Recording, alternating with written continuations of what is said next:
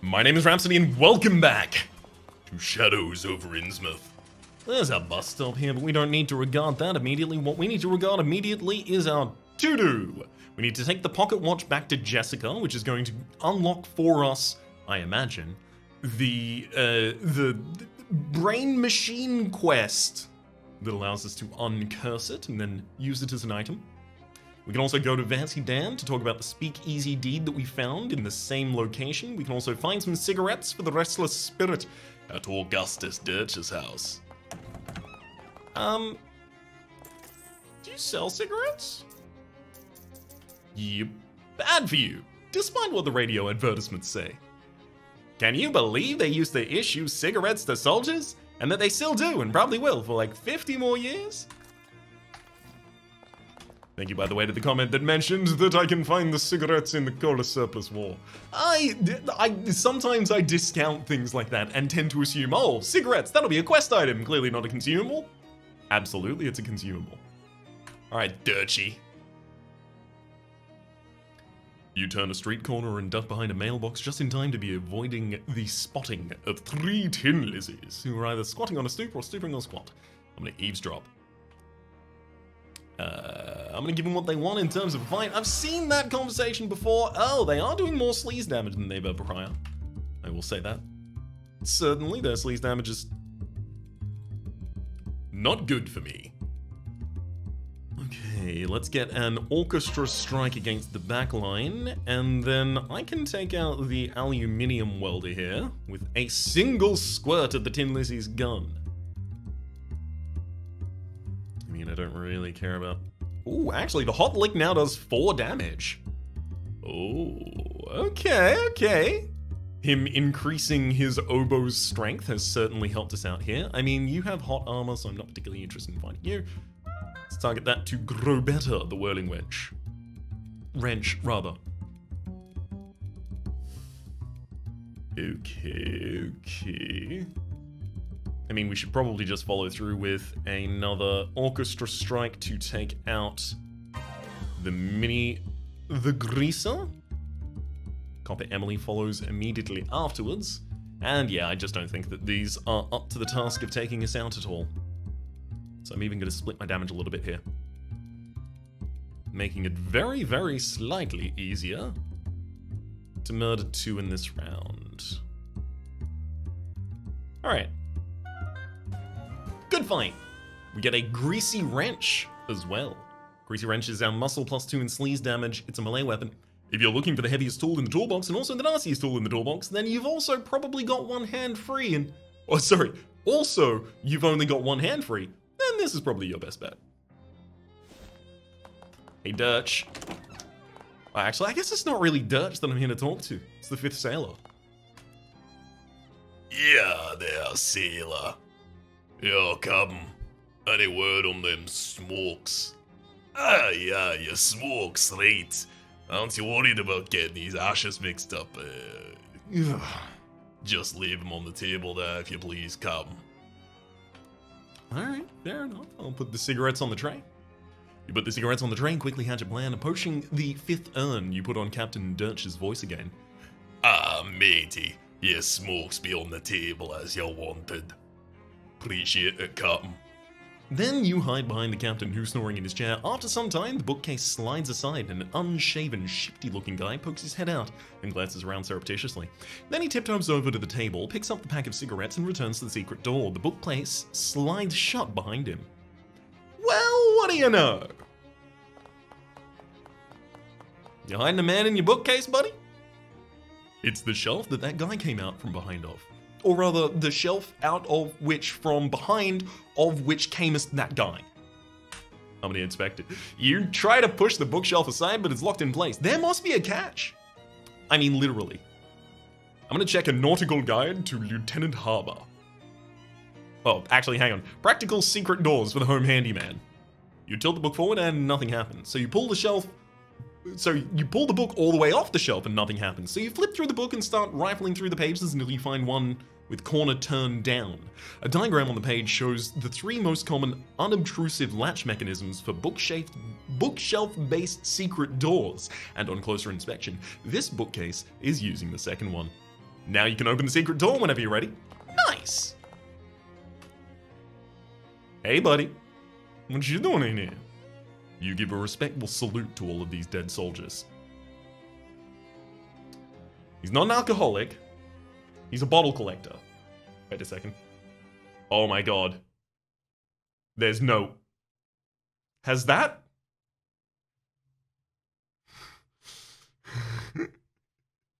Why is this only showing a corner of the... Has this been doing this the whole episode so far? It's okay, it's not that long. It's only 5 minutes. What's going on? I'm gonna go pause and figure this out and come back. And we're back with a broader perspective on the big picture of this room. No clue why OBS just suddenly decided to jettison all of the settings it had for a period, but whatever, it did. And so I entered those settings again. Now, maybe this guy thinks it's treasure, but what's in this corner looks like trash to me. Hey, what are you doing here? Were you seriously about to ask me what I'm doing in here?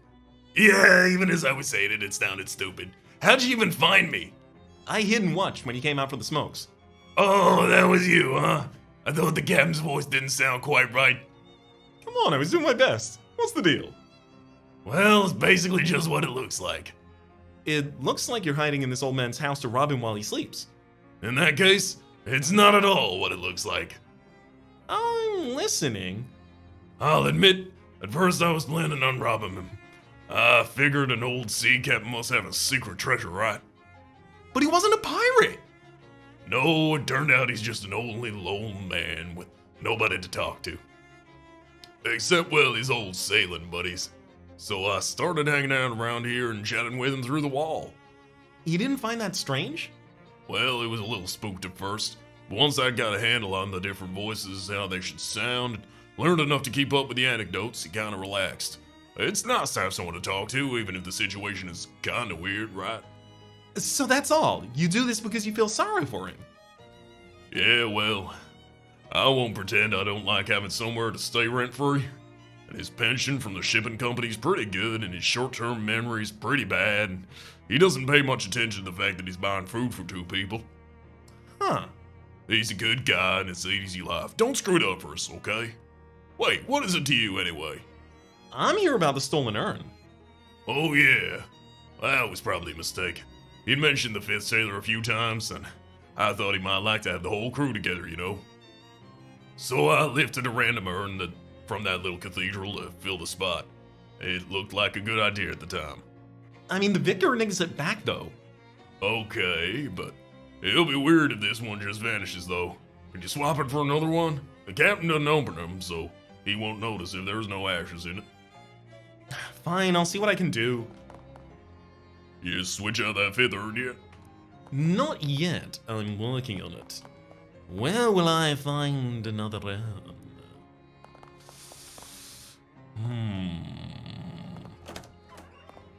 I'm tempted to just paint the spittoon, if that were an option.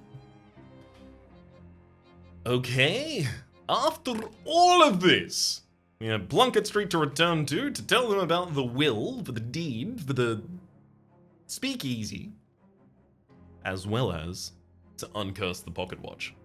There's an unusual sight for Glocklins are playing their glockenspiels while doing some sort of traditional folk dance. It involves a lot of skipping and hopping and turning around in the square with precise timing, so they aren't really paying attention to you, or to anything else, really.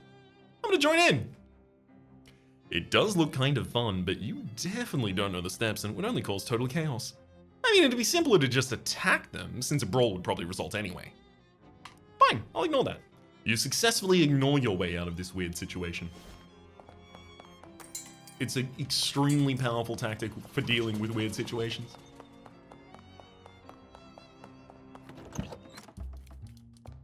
Hey Dan, I've good news.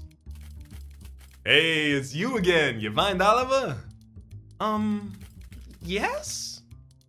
I don't like the sound of that. Oliver's gone. The handoff went extremely bad. Badly? Yeah, that too. You go over the events at the fridge factory. Fancy Dan makes a variety of faces at various points in your story because Fancy Dan is a good listener.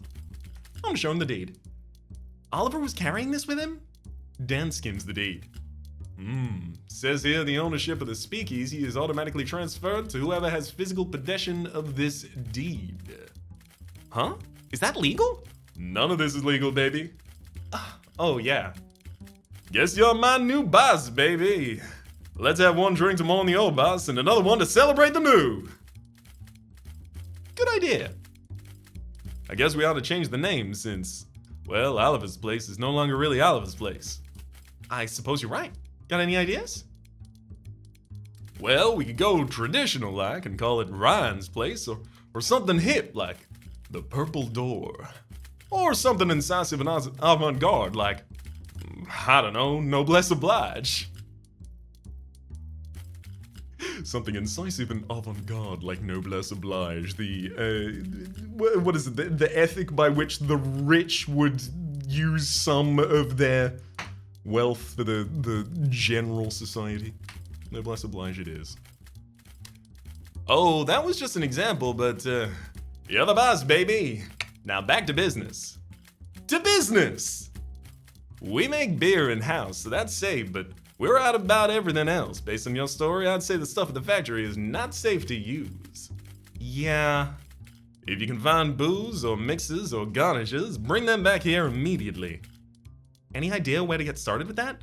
No, but you might want to check in with Barnaby. Barnaby? Dan points at the milky-eyed sot at the table by the wall. He don't see very well, but he's got the nose for news and a sixth sense for booze. You might know where you can find what you're looking for. Thanks. I'm not going to follow that up with ordering a drink. I'll instead order a drink for Barnaby. He turns his head towards us and smiles. I'm going to buy him a drink with 5 meat. After a few moments, a few sips, he clears his throat and speaks. They try, but they'll never dam up the flow. Alright. I'm gonna buy him another drink. The lake is deep enough to drown dreams, but not the sins of the grandfather. I see. I mean, I think I see. I'm gonna buy him another drink. Distilled to its essence, a lake is just a valley abandoned. I see. So, are you saying there's a distillery in an abandoned valley near a lake that is deep enough to drown dreams but not the sins of the grandfather? Or is all of this irrelevant you're about to tell me after I give you one more drink? No, one more drink gives you the same information. Intriguing. Our side quest is no longer asking for a solution to this. Hang on. Yeah, it's not the spittoon as well, by the way, that is our urn replacement. Unfortunately. Alright, having completed this area for the moment, I mean, I have to assume that Barnaby is giving us a cryptic hint about a thing in the future that I just hope when I see it in the future, I recall. May as well make sure that I haven't seen any dates that are relevant to a new thing just yet. Not at all. A new news thing in particular. And now, finally, we can go and uncurse this pocket watch. It's Jessica. Talk to her. I found the watch. It was complicated. I'd be more surprised if you told me it was simple. Well, you know the drill. Strap in on and jump in the uncursing machine. It's a pocket watch. It doesn't... Just uncurse the thing and get some sleep, okay? You look like you've been through the ringer. Look, I won't dispute that. So, we have to equip the item. I imagine is strap it on. Where are you? Creepy locket. There we go. Wait, hang on. The inscription reads, Melinda, my love, but the picture is just a crude drawing of a single eye. Is that the one I'm looking for here? No, it's not. The dangerous pocket watch is what I'm looking for. It's just wrong. You sit in the chair, which is surprisingly comfortable, and pull the weird metal dome thing down towards your head. What would you like to uncurse today? The dangerous pocket watch, please. The machine snorts the pocket watch up into its dome and begins its strange and loud work. The pocket watch is pulled this way and that, its ticks and tacks becoming tocks and cots, as its 3 hands are forcibly bent back. You swear you hear screams. And then it's done. The watch falls into your lap, hands now set to 15:35:50. You got an item, the uncursed pocket watch. 15:35:50. Does that mean anything in particular? Perhaps. Nothing I know about. The watch's curse now resides within the machine. Want to project your consciousness into it? Absolutely! In your mind's eye, you see the hands of the pocket watch spin back on themselves in jittery violence. With each revolution, the face of the watch itself expands until it is larger than you and the building and the street. Your whole world lives in the blur of these fast-running hands, in which you can see life go by in reverse time. Submarines turn to longships, cities to stone dwellings, cowboys to courtesans. You are traveling faster and faster to the beginning of time itself, and there's no telling where this ride will end. Hold on tight! Oh, we're No, we are not Charles Wallace. Ah, dang, I saw him relatively central in the screen and assumed. And we know what that does. I'm wearing this big costume, though. Actually, I am assuming it's a costume. Maybe I am just a T-Rex. Calliope is still sleeping on her towel. Eat the cat. Absolutely not. This is a door to nowhere. I will open the door. I do not have 10 dexterity. Excuse me? What? And there is no dexterity. With those 2 salad forks? No, you lack the opposable thumbs necessary to turn a doorknob. You're completely contained in here. Unless you figure out how to open doors. I don't know anything about dexterity. I'm a dinosaur. Wow. Alright, I'm gonna try and break it down. You slap your prehistoric tummy against the wood, but it doesn't even make a dent. Maybe that's why dinosaurs went extinct. Couldn't open doors. Lack of opposable thumbs. Eat the cat. Pet the cat. Pet the cat requires dexterity. Eat the cat does not. Eat Charles Wallace. Absolutely not. Pull out the drawers. 3 dexterity. Oh, come on. Right, the idea here is that as long as I don't eat anything, I will have the ability to come back and try and use dex, which I accumulate over the course of this in order to solve it passively? Well, passively, safely? Peacefully, rather? Unstitch the row, 200 dexterity. Probably not going to be doing that one. There's nobody you need to call right now. I'm going to check the messages, though. There's a note for you. Dinosaur. No phone number. Jessica looks pretty busy, not going to eat her. Tutu. Open a door. Not yet. Eat Jessica, not yet. Eat Charles, not yet. Eat Gabby, not yet. Eat Cat, not yet. Haven't accomplished any of those. 8 muscle to break down the door to our bedroom. 6 dexterity for the book. It's Murray's desk, piled with books and papers. Gabby nods cheerfully at us. Must I eat? Knock the chair over. Oh, no! Knocking the chair over gave me the dexterity. It's time. I have learned. I told you this would happen. I told you I would get the dexterity. Okay. So nothing requires only 2 dex. How can I get a little bit more? Eating the phone looks like it would do some. Eat the chessboard, maybe. Use the machine radio. Oh no, I'm worried that there's no other options that don't involve eating a thing. I should probably eat non-human thing first. Yeah, let's go with non-human thing first. I eat phone. No, phone has a dex check. They all have dex checks as well, though. I mean, I guess except for Wallace. But I don't want to eat Wallace. I'm in agony. I don't know which of these is correct, and I have no lean one way or the other. I'm gonna eat the board. Chomp chomp. Which allows me now to flip the table. It takes 2 dexterity and it gives me 1 dexterity for doing so. That allows me then to open the desk drawer, which gives me a dexterity. You expend considerable effort wrangling your claw around the knob, only to find that the drawer is locked. There were also messages previously, I imagine. I'm gonna pull out the drawers in Charles's desk, gaining a dexterity. OB, hey, excuse me. New voice for Charles Wallace unlocked. It is Austin Powers. Alright. Anything else I can currently handle? No? Oh man, we're back in the realm of attempting to eat things who are people. Nah, I'm gonna eat the phone. Chomp. Ryan, attend thy temper. Absolutely not.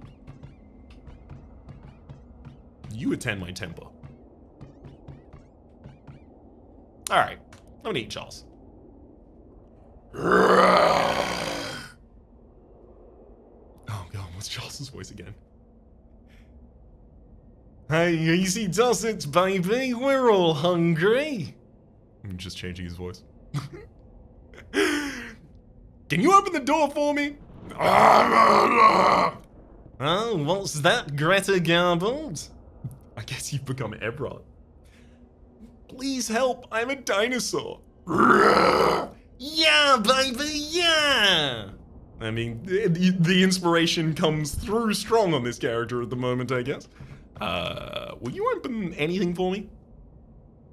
Real groovy pocket watch you've got there, Ryan. I like the way it ticks, you understand me? Yes? Lot of power in that timepiece, baby, lot of power. Would you make a promise to me, baby? Would you promise never to throw that power away? Lot of good can be done with that kind of groovy power, baby.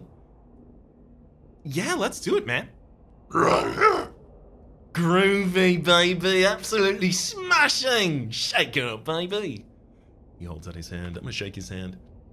I don't know how to do awesome powers and I don't know.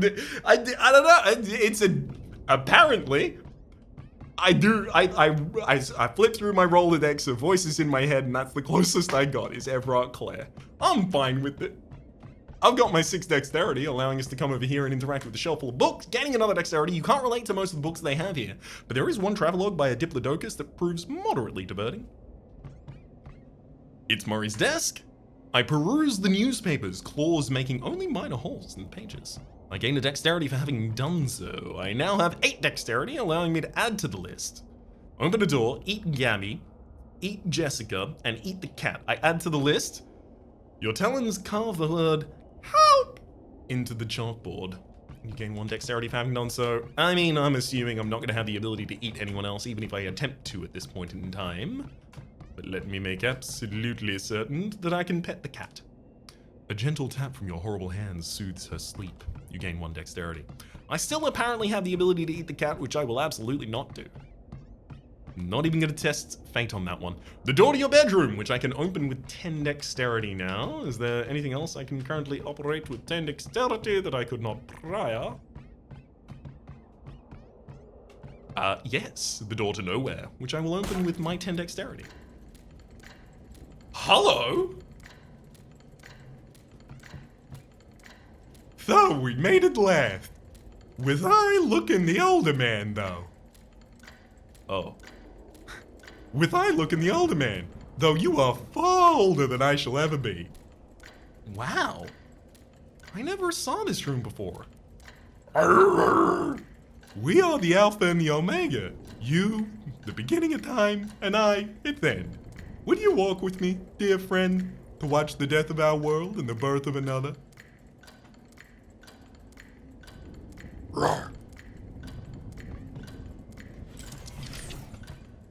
Let's check it out. I don't necessarily know you're malicious just yet.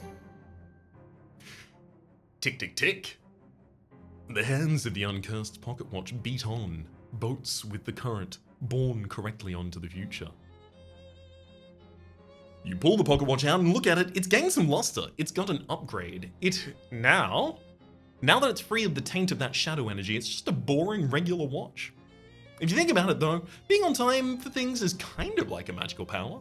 It reduces an enemy's muscle, mysticality, and moxie by 5 once per fight. And now that the curse is lifted, time is in its rightful home, and I no longer have a tail. Yeah, baby! There we go. The last time you'll speak like that. Anything I can help you with? It's good to see you again, Charles. And hear you. Jessica! I don't have any hot armor, but I do have cold armor. Actually, hang on. I'm gonna advance one of my pawns, skewer, and leave the table. Then, what I'm gonna do is prepare myself adequately for this by popping on some colorful clown pants. It will surely humiliate her more if she loses to me wearing colorful clown pants. My first move is the Snowman's King maneuver. Take that! Oh, the sun was in my eyes. Jessica moves a pawn. I don't have enough stench armor to do the belching king trick. I skewer a king instead. Jessica moves a bishop and captures one of my rooks. I'm gonna have to develop a pawn about that. I'm gonna need slightly more armor of all types in order to deal with this, it looks like. I fianchetto a knight. And then I reposition a bishop. Okay, so it looks like I'm gonna need 3 defense for all of them. Got it. Let's put on different types of armor. So let's get some stench armor from the Cola Wars gas mask. I don't believe any of those will help me. Don't believe any of those will help me. Sleaze armor, spooky armor, hot armor. So I have the ability to get spooky armor from this. Doesn't look like I can really do anything with my rings. I mean, I'm already wearing the best pants for certain. Okay, I guess if I am asked for spooky or stench, I am going to be able to... Wow. I apparently don't even have enough sleaze armor to deal with the first. I have enough cold armor though. Then I fianchetto a rook. And the pawn who dealt it gambit wins with its stench. Then, the shivering rook defense with 4 cold armor. Damn it. I don't have the ability to set her rooks on fire. I also can't do the knight's lingerie. Lingerie ploy. Dang. Okay, I would need to have 5 defense for at least one of them. Which actually, hang on, I could totally do, right? If I was just comfortable changing one of my elemental armors? Face Grace increases your hot armor by 3 until you use another potion.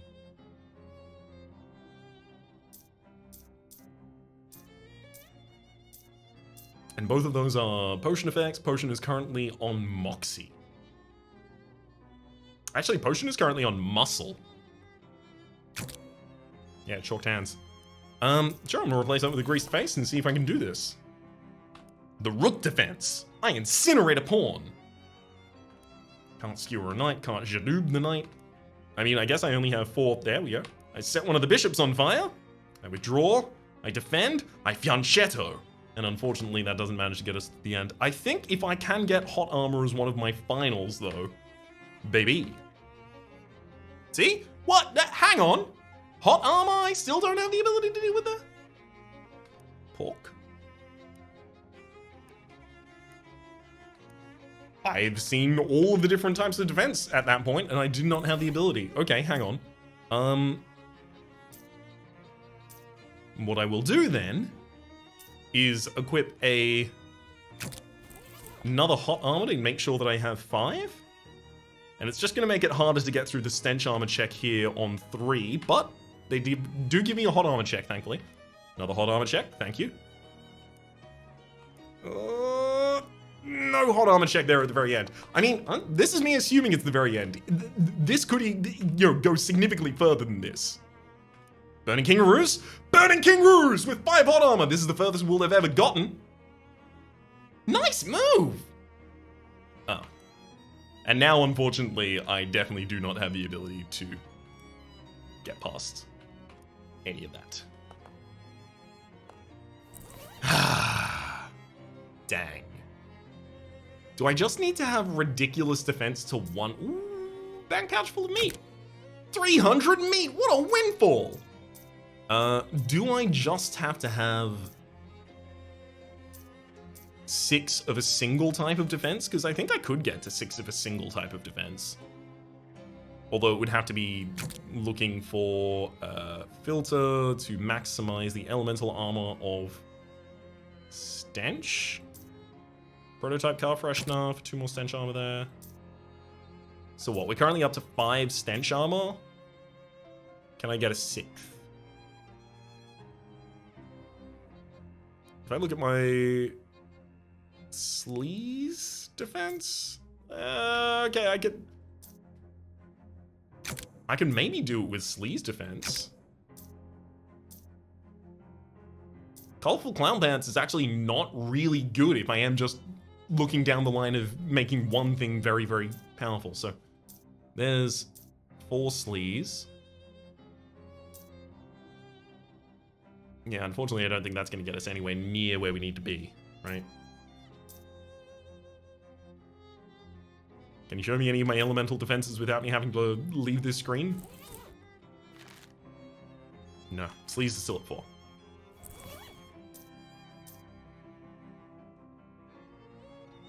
If I tell you to maximize for hot, can you give me any combination that is better? So this is 3 from our potion, 1 from our hat, 1 from our pants, 1 from our accessory. 3, 1, 1, 1, that's 6.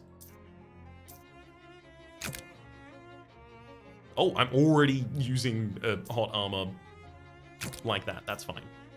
Okay, so now I have, unless I'm mistaken, 6. 6 hot armor. I also have 4 cold armor, so I have a secondary type to try and get us a little bit further in the game. There's the cold armor. There's the horns on fire. Unfortunate. Set pawn on fire, skewer the bishop, incinerate a rook, Jadoob the king, and withdraw a knight. But then the snowman's queen defense comes into play. I am going to need a hot armor very, very quickly, and we lose it. Come on. Come on. If this is all it needs, we may be able to push this ridiculously early. King Gambit. Pawn on fire, Fiant Shadow a pawn. Burning bishop attack! There we go, 6 hot armor. Really? I tried so hard, and I got so far, but in the end... How dare you, Jessica, you're so good at that game. Alright, I'm gonna have to re-equip all of my previous, so the Uncursed Pocket Watch. You know what? We're actually gonna lose a lot of our buffs when we go to sleep as well, so I should probably go to bed. Hey Ryan, before you go to bed, I need you to approve a new tenant for the storefront next door. Why? Why is that up to me? Oh, somebody's gotta do it. There's 3 applicants for the place. Okay. What are they? The first applicant is Bertram's Bakery. Bert's a buddy of mine from the restaurant days. He makes a good loaf. The second's Truncheons and Bludgeons. This guy's really excited about weaponry.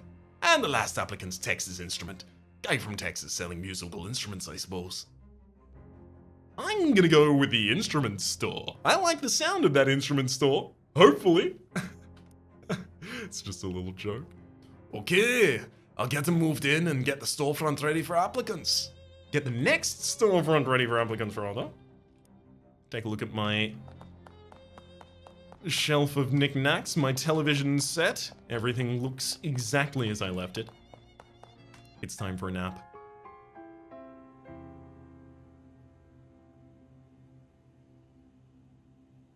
But of course, we have another fitful dream. The only way to interact with your inventory during a dream is if you'd convince Freddy to hold it for you the exact moment you went to sleep. I did that, though. No, you didn't. I did! I asked Freddy to hold all my stuff and he said yes! You don't even know Freddy! Fine, you caught me. I'm gonna tell him I know Freddy in the future. All of your favorite bands. Go! The bed in which your corporeal self is presumably still sleeping. It's Jeff, the kid who used to bully you in the 3rd grade. I'm gonna make amends. Hey, Jeff, listen, just no hard feelings, okay? I understand in retrospect that you must have had problems at home, and I just want you to know that everything's okay now. Jeff swats the overdue library book out of your hands. Ah, I see. Since this is just a dream version of you, you're still as much of a jerk as you were in the 3rd grade. Jeff suddenly punches you, knocking out all of your teeth. Hey! If that was actually happening, I'd be really mad! You pick up your teeth and walk away. You got an item, your teeth. These are unmistakably your teeth. You can tell by the scar on the upper left second bicuspid. But your teeth are also definitely in the gums where they belong. What a jerk. You better get away from him before he knocks something more important out than your dream teeth. It's that spooky nerd from the refrigerator factory. Ugh, who invited him again? I'm gonna move past him. Excuse me, I need to get past you, I think. You do not belong here. In my own dream? I'm literally the only person in all of existence who does belong here.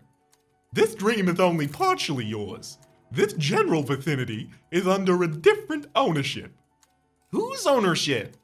I think it should be obvious.